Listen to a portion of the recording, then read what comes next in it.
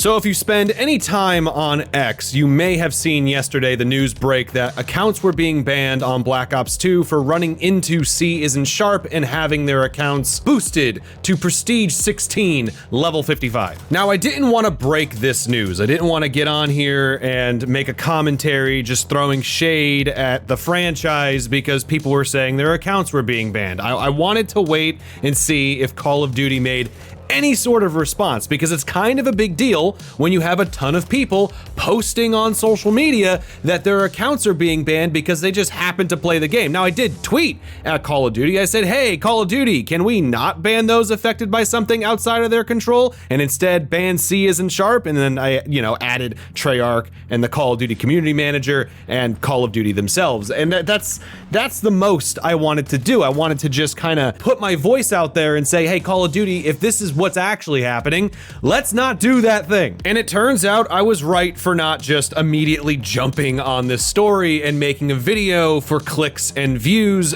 Call of Duty responded about 12 hours ago. They said, Call of Duty Black Ops 2 on the PlayStation 4 and PlayStation 5. We've released back-end updates to improve match security as we review accounts with incorrect prestige levels. While this work is underway, some players may briefly see an account ban notice when they're removed from a match or session, so our system can correctly apply updated account data. This is a byproduct of legacy systems used by older titles and does not necessarily mean enforcement has been taken against your account. If you're able to reconnect after receiving this notice, your account has been processed successfully and no further action is required.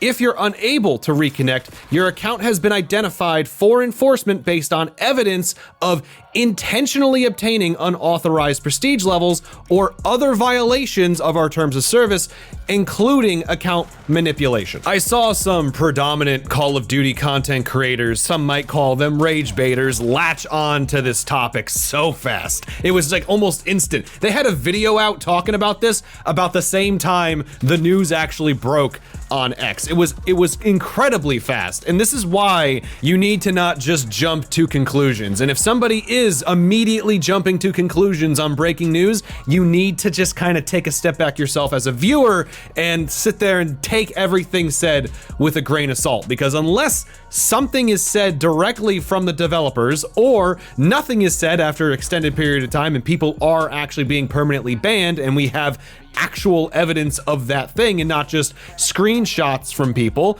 Unless you have any of those things, it's just speculation and rage bait. It's not actual news. It's not actual information. The news was incredibly brief. Hey, some accounts saw a ban notification when they went to play the game after they got frickin' Prestige 16 by C isn't sharp, but that's all the news was. Everything else around that is conjecture. Everything else around that is just whatever the commentator happens to be feeling at that given time, and typically the people breaking this news like they are feel like Call of Duty is just the worst game ever, Activision is the worst company ever, and is just out to get you at every single turn. There are moments to go and voice dissatisfaction with Activision, Call of Duty, and everyone involved. There are plenty of moments where they are dishonest, or they're just not properly communicating, or they do something that no one seems to like, and then they say nothing about it. I'm looking at you, new matchmaking system, and Treyarch, and Call of Duty, and Activision. You're supposed to say something about this. It's been weeks and you've said nothing. I'm still kind of ticked off that you haven't said anything. But this was not one of those situations. This wasn't the gotcha moment that the rage baiters want it to be. Instead, now they have their foot in their mouth because they're sitting there accusing Call of Duty of doing something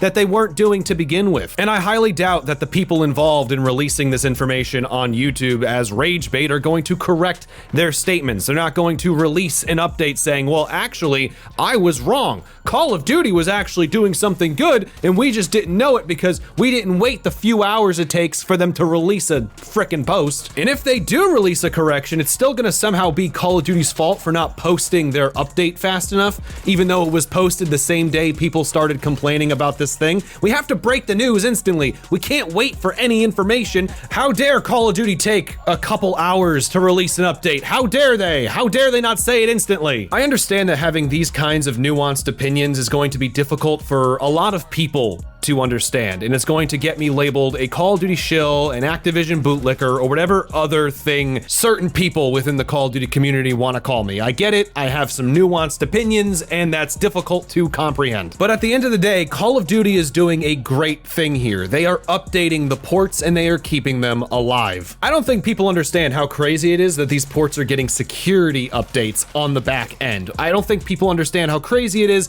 that people who had their accounts set to Prestige 16 are going to have their accounts reset to a point where they're able to play the game properly again and not have their creator class locked out, because you don't get the tokens needed to unlock things when he does this to you. You don't get everything, you kind of get screwed. Since Xbox bought Activision and Call of Duty, since all of the different regime changes within the development studios that make these games, since all of this has taken place, things have been changing. We haven't had this kind of communication from the developers, from the publishers, from the people that update the games in a very long time. And while it's easy to sit here and say, well, it's because Battlefield came out, it's because it's better and it sold better, or maybe, hear me out, it's because the people in charge of the games are now different than the people who used to be in charge of the games. I'm sure healthy competition amongst franchises helps produce better content for everybody. I'm sure that Battlefield releasing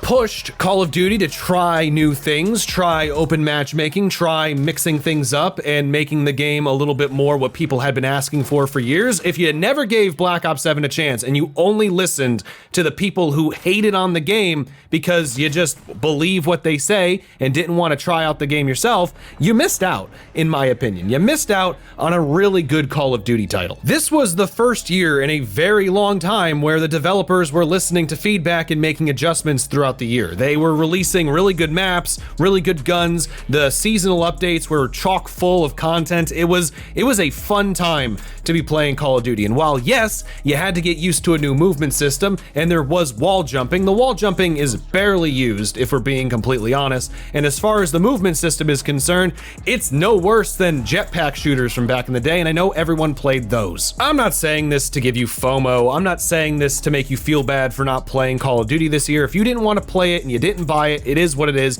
The cycle is over. You're not gonna want to buy it now anyway. But Modern Warfare 4 is coming out, and they are listening and communicating just as well, if not better, than Treyarch did this last year. Things have changed within this community, and your voice matters. Your being a part of this community matters. Don't let people tell you otherwise. The times of them not listening to you and throwing your opinions aside are gone.